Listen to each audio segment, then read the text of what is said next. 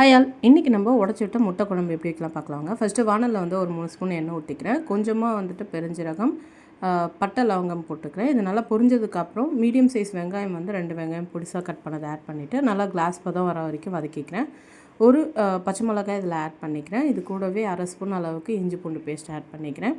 So இது பச்சை வாசனை போகிற வரைக்கும் நல்லா வதக்கிக்கோங்க. நெக்ஸ்ட்டு வந்துட்டு தக்காளி வந்துட்டு 2 தக்காளி எடுத்து நான் பச்சையாகவே அரைச்சி அதையுமே இது கூட சேர்த்துக்கிறேன்.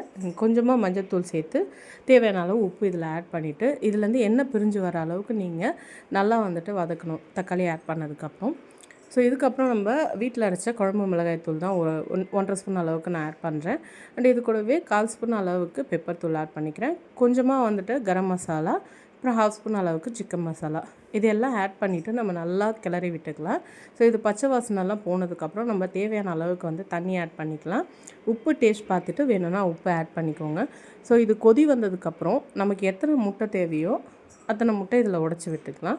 ஸோ இப்போ நான் வந்துட்டு ஒரு 3 முட்டை உடச்சி விட போகிறேன். ஃபஸ்ட்டு முட்டை உடச்சி ஊற்றின உடனே பார்த்திங்கன்னா உடனே வந்து கலக்கிடாதீங்க. கொஞ்சம் ஒரு 1 மினிட் அந்த மாதிரி டைம் விட்டுட்டு அந்த ஒயிட் மட்டும் நீங்கள் கலரி விட்டீங்க அப்படின்னா, எல்லோ அப்படியே இருந்துச்சு அப்படின்னா ரொம்ப வந்துட்டு அந்த ஸ்மெல் வந்துட்டு வராமல் இருக்கும். ஸோ அவ்வளோதான், நமக்கு முட்டை குழம்பு ரெடி ஆயிடுச்சு. ட்ரை பண்ணி பார்த்துட்டு எப்படி இருக்குன்னு கமெண்ட் பண்ணுங்கள். இது இட்லி தோசைக்கெலாம் நல்லா